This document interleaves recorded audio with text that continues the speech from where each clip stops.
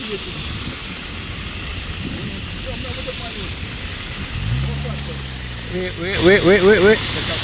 No going.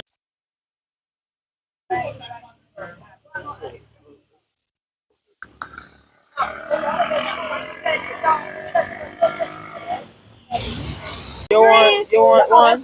You want one? We are out here, a small group of us. Your name and you are who? My name is Jacinth Bryan. I am the wife of Rohan Livingston Washi Bryan, who recently, on April 30th, died here at Princess Morgue, is what they call this hospital, Princess Morgue. The hospital name is Princess Margaret, but because of its reputation for not providing appropriate care and the number of deaths they have at this facility, the community refers to it as Princess Morgue. That in of itself is a statement that the Ministry of Health should be looking into to make some change. We are here advocating, demanding change. Mr. Bryan died of a pulmonary embolism. In layman's term, it's a blood clot in the lungs. He was sent to Apex in a private vehicle. And I'm not even going to go into the private vehicle aspect of it, because that's an option that is available when the hospital does not have an ambulance available for the patient. So the patient takes that risk of going on their own. He went to Apex. He had the lung scan done. He came back. He was back at Princess Margaret Hospital at 4:45 p.m. He died at 10:21 p.m.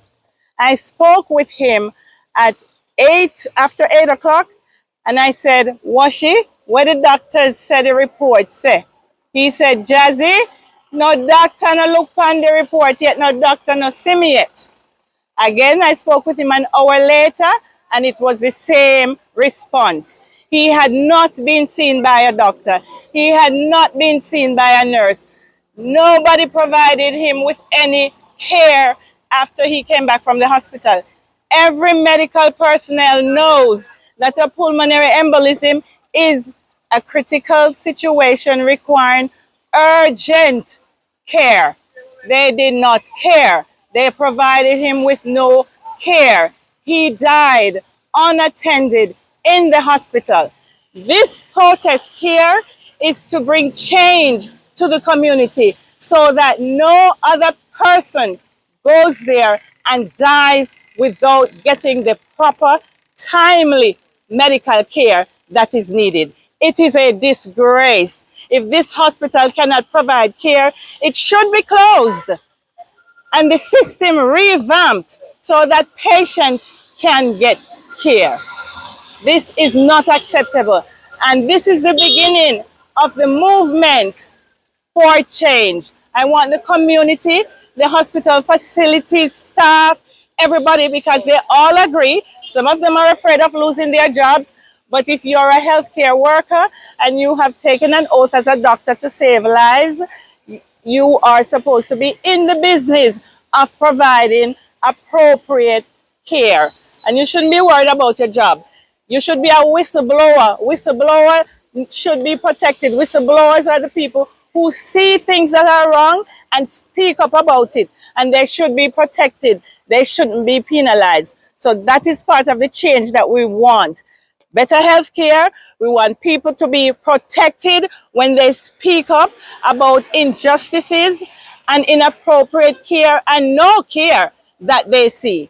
We want change. It's time for a change. Change, change, change, change, change, change, change, change, change, change, change, change, change, change, change, change, change, change, change. Better health care, better health care, better health care, better health care, better health care, better health care, Justice for Washi, justice for Washi, better health care, justice for grandmother. My name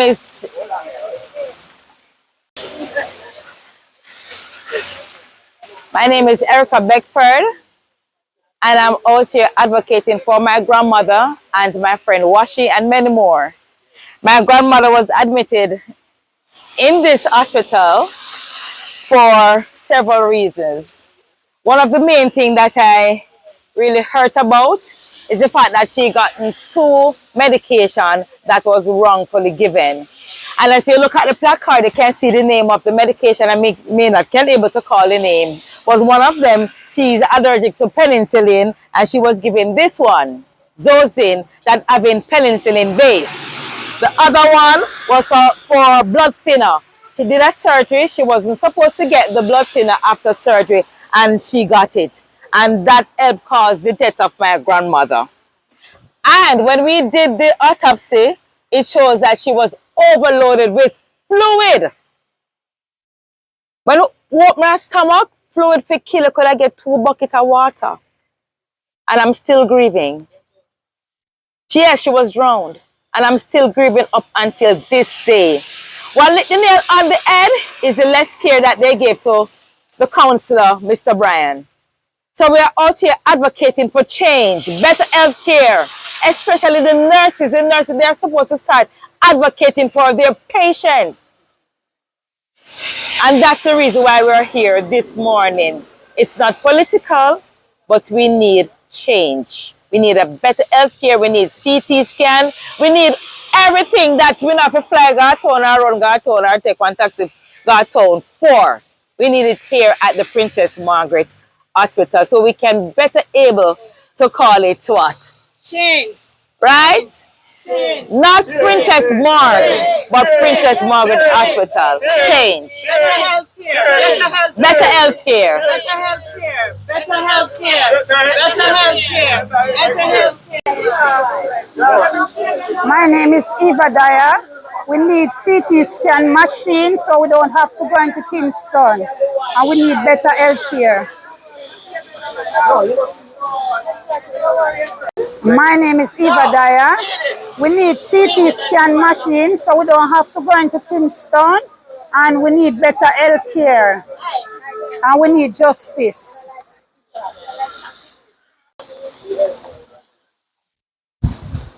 Ready? I'm Hubert Williams, Councillor for the White House Division, former Mayor of Margaret. Today we are here because we understand that we only have one hospital in St. Thomas. And regardless if you are rich or you are poor, sometime in your life, it is a high possibility that you may have to attend this hospital. Now, this hospital needs proper funding.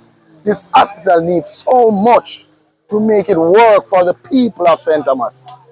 If this hospital was working the way it should work or the way it intended to work, my good friend Councillor Brian may, just maybe, he will be still alive today.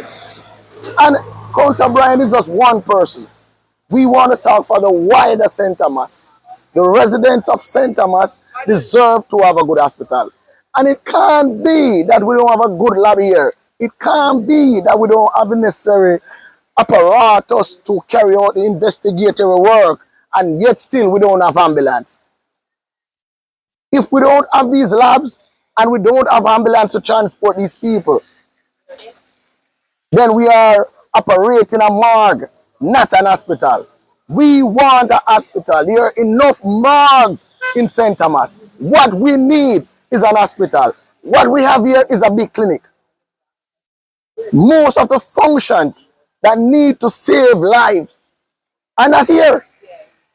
And we have to get them in place. So I'm calling on the government of today to take the necessary action so that the people of St. Thomas can have a hospital that they can have hope and confidence in. Thank you.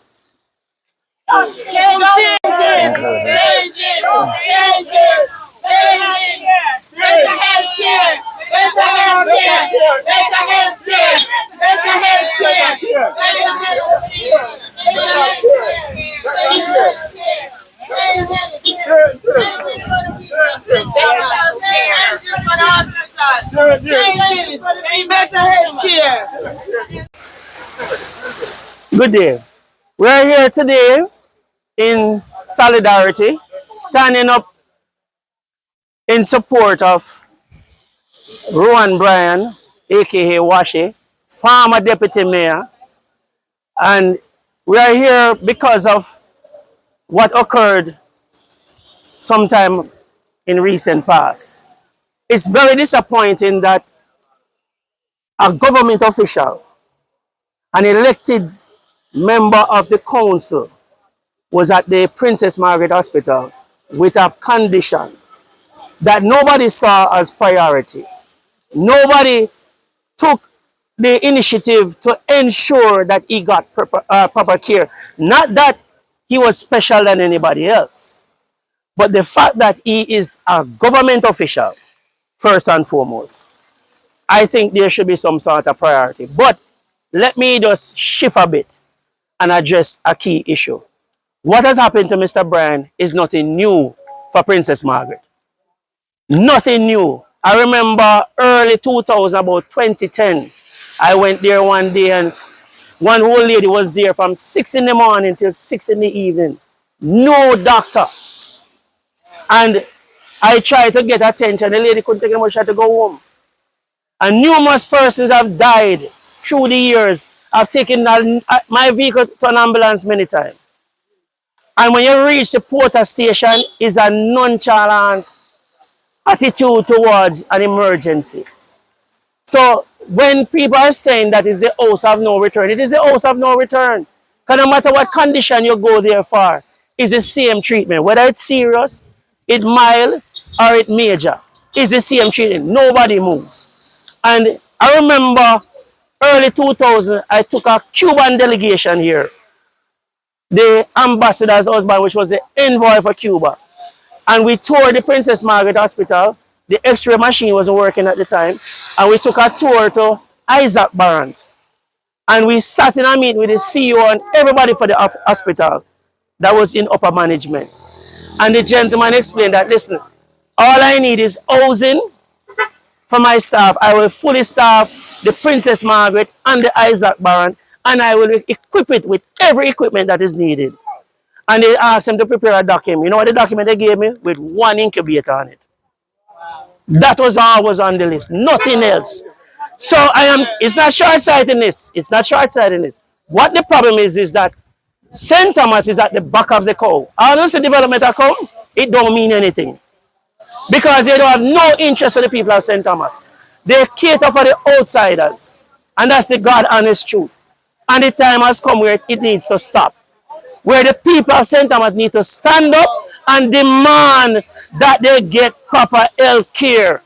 It doesn't matter what your condition. Since Mr. Bryan passed, an old man sat over there on a bench all day. And when his wife couldn't take it anymore and went to call emergency help. When she come back as a dead man. And that is what is happening day in, day out at Princess Margaret Hospital. No, we're not here on a political agenda. We are here because the people of St. Thomas need proper health care. That is what we are here for. And it's just unfortunate that our friend, Mr. Bryan, was the latest. But you know, sometimes, because we carry a certain level of familiarity with people, it brings change. You know, it's sad to say that Mr. Bryan has passed under these circumstances. But you know what I'm sad about? That his own colleague is the chairman of the hospital. That is what I'm sad about. And I'm chairman for many institutions. And when there's somebody that is relating to the institution or whatever, or for whatever, I am going to pull out our stops. And that is sad that the chairman never pull out the stop for a colleague. But what I want people to remember, and this goes for the nurses, the porters, the blue uniform, the doctors, the pink uniform, any one of them. Remember, you see one can end up over there. Because you can be in an accident, and that's your first emergency stop. And the health minister is now in a hospital too. But he went to a privileged hospital. Because I guarantee he was at 22 years. Yeah, you get everything. Yeah. And I'm saying it is sad that former deputy mayor, councillor, sitting councillor, recently elected, with several injuries and no proper attention, no arrangement was made. Even said to him, Mr. Brian, we can call one private ambulance to carry you. And we can offer a nurse to assist you. None of that was done. And that is sad. In the year 2024, it is sad. Very sad. Thank you very much. My name is Marcel Anthony Robertson Clark. I am the Crime Prevention Chairman for St. Thomas. God bless you. Your name is? My name is Gilbert Edmond. So I was seeing my MP and me want to change. I was saying make a house to me. Philip, I bury my sister and my father. And I miss him. So we want to change. So why you out here? Two my council dead, that's why we out here. So we want to change. Better health care, better health care, better health care, better health care, better health care, better health care, better health care, better health care, change, change, change, change, change, change, change, change, change, change, change, health care, better health care, better health care, change for better health care, change for better health care, change for better health care, change for better health care. Nurses must advocate for their patients. Nurses must advocate for their patients. Nurses must advocate for their patients. Nurses must advocate for their patients. Nurses must advocate for their patients. When you come to the hospital, you come for care, you don't come to die. So doctors and nurses must take care of their patients. That's what they go to school for, to take care of their patients. At least try, and then we can say, okay, this is it, we can't do no more. They didn't try for washing. They leave my brother-in-law there to die. We know they're not God, but they have to try. At least try.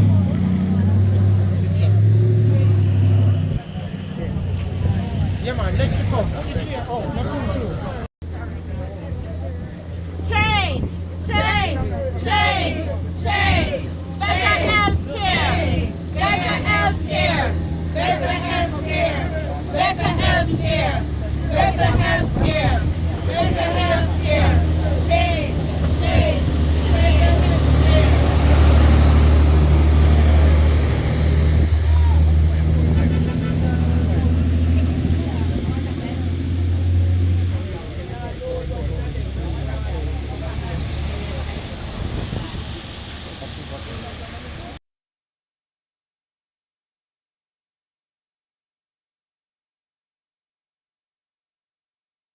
We need good management. We need good management.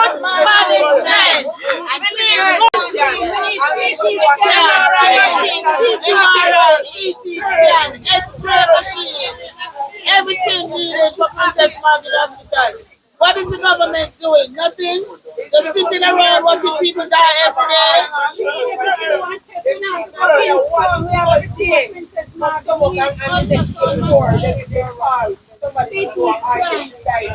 Princess Margaret Hospital needs to move from a type C hospital.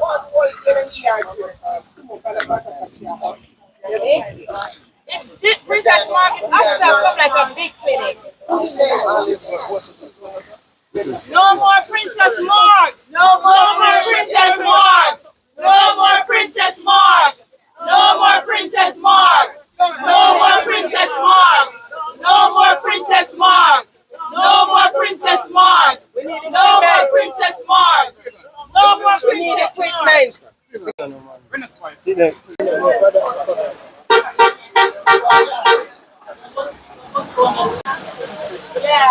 Hi, good morning. My name is Beverly Copeland, and I am the cousin of Rowan Bryan. And I just want to also be out here and lending my voice to this movement to ask for change. I believe it is important for the powers that be to look into the protocols of the hospital, to ensure that they have protocols in place and that protocols are being followed for every patient, to ensure that they have standardized protocol not standardized care, because each individual requires individual care. But it's important that the protocols that are on the book are followed, that those are standardized, so no person get different type of care or treatment based on who they are, but the same protocols are administered to every patient that goes through the hospital. It's unfair for the citizens of St. Thomas to be afraid of going to the one hospital that we have here. They should have some level of confidence. Once they get to the hospital, they should have some level of confidence that they are going to be cared for. And their relatives, their families, should not be worried or scared, wondering if they are going to come back out of the hospital. So please, I am asking the health minister, whomever is responsible for reviewing and looking at the protocols in the hospital and ensuring that those are up to standard and they are followed for every single patient that goes into the hospital. It's also important for them to look into the resources that are provided to the hospital, because without proper resources, the nurses and doctors cannot do their work. So how is this hospital supported, right? Who is responsible for funding? How is that done? And who is responsible for oversight, right? It's a medical facility, and every facility, just like every job, every organization has oversight. So who is responsible for ensuring the oversight of the hospital to ensure that the protocols are being followed on a daily basis? My hope is that another patient does not suffer any form of an untimely death because protocols, because lack of care, because lack of resources, or whatever we need to ensure that patients, that the citizens of St. Thomas are being cared for. My name is Eartha Davis, and first I must say thank you, Mrs. Bryan, for this demonstration, and we all appreciate whatever you guys come and did here today. And what I'm saying, we don't want this to happen to anybody else. That's why we are here, because they kill off Mr. Bryan and lots more over there. And people afraid for their families to come here, because anytime you want your family, then if they tired of them, get them out here. Because out here, so, named Princess Marg, what they call it now, Lad me done. So, we don't want no more body come out of the Lad me done and done. We want them to come back our yard. And that's all I'm saying. Thank you. Good day. My name is Lou, as everybody know me, Tashana. I'm from Margaret here. Hospital normally our nurses used to come to work because they care, but now they're coming to work because they're coming to work just for the money. Now, people's life do matters, and at some point they always say once a man, twice a child. And if today you're a nurse, tomorrow you may not be a nurse, and you're going to need the same help that you're giving to people. And when it returns onto you, then you're realizing what is happening, or what was happening to others. My mom was here for one whole day and was treated for stomach pain, in which that stomach injection would just only relieve the pain in less than an hour. And the whole day they were giving her drip until the Friday afternoon before they called in someone to do a heart test on her. And then that's when they realized that she had several heart attacks. And it was too late. Even the blood work, I have to come at the hospital to pick up the blood work to bring to Margaret before they know what they could do, in which the blood work could have done right here, so that they could have moved forward and save a life. It has been happening so often. If I am sick, honestly, I stay home and bear the pain because I don't want to come here. Because let me tell you, if you feel more to survive by your yard more than come to Princess Margaret Hospital. And I think we might be St. Thomas people need to stand up, stop, sit down. We need the government to come out and do something. Tell us what you need from us, the help that we need from you, and let us come together. We need equipment. We need CT scan machine. We need MRI machine. Come on, tell us if we need help. They are here today, right? And they are protesting of a change. And if the change can come with us working together, let us work together. Come on, let's. That's all right now. Ready? Hi, I am Kimberly Thompson, resident of St. Thomas. I was born right here at this very hospital, and I must say that I am extremely saddened to see what it has become. Over the years, patients have complained, the families of patients have complained about the lack of care that patients experience right here. Now, I am tired to hear government pontificate about Vision 2030 and Jamaica being the place of choice to live, work, raise families, and do business. With an institution like the Princess Margaret Hospital, I am saddened to say this is no place of choice to live. What is living without proper health care?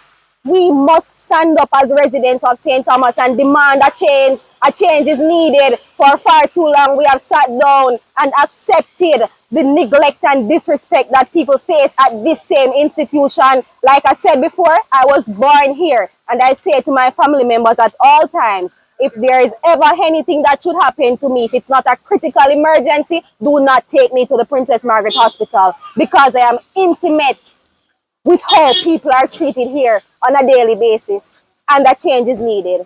Time come now for a change. We need change.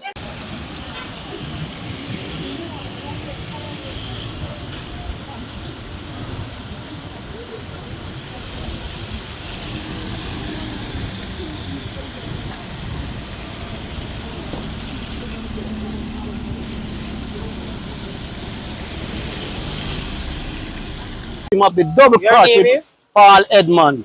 I'm a victim of, my daughter was in the double accident on the highway when the road opened up. My daughter came in, it happened that the ambulance was coming from Kingston and it bring my daughter here. Some of them go to Kingston. The one in Kingston, they get a better care because I keep corresponding with them. My daughter came out here with a chop in her face. The little girl was on the ground with her hand like this. And when they stitch her eye, the lid cannot open properly. Broken bone was in her face for three weeks after she was here. When she take off the plaster polish, there was broken bone same way. When she go to take out university, when she go to university to take off the plaster polish, everything, broken bone was in her face same way. What kind of healthcare is this? I'm scared of this hospital. I always say I don't want to come here if anything happened to me. To me, it's cowboy out here, so. They're not proper. And I always keep saying this, but I never have no one to go to, I no one to say to. You know what I mean? How can you have your patient and you're not taking care of them properly? I don't understand that. That's no way. What is it? What is it? Is it just people them just get thrown in the hospital, no professional people? I don't understand it. You know what I mean?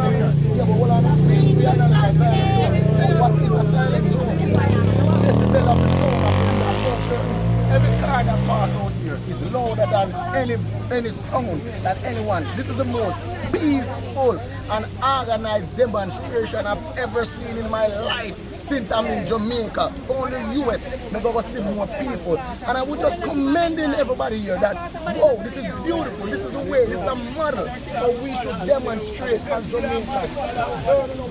We don't have no speaker, I make no loud now. We're not blocking you. We're not blocking you. This is commendable. No patient can be disturbed based on the little sound where some people just talking to the media, people saying every vehicle that traverses on this road is much louder than any utterance that anyone going to make here. So we have to be Look on the church at the back. Everyone is seeing it right here. Everything. I'm going down. If you take a walk, you go about 100 meters. Tell yourself all the beyond. That's what I ask. We're not loud on the trailer. Anything that is happening here, we are not in a position. Right? So before anything got louder, I think it's after people can see it. But I told you that yes, it is within your right. Not obstruct anyone on foot or anyone moving in vehicles. Okay? Yeah, man, all right, we're doing that then. If that part we can't do. Where my answer? Switch and then pause.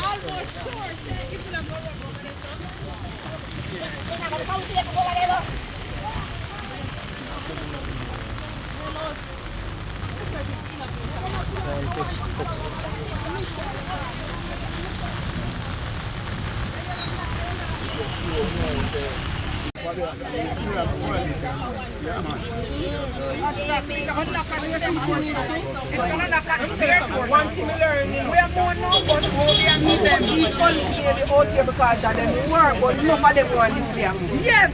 None of them want this here. They're out here because of them work, but none of them police here want this here. Because they're afraid when they come out here. None of them now come out here. They're not come afraid to come out here. This big slaughter over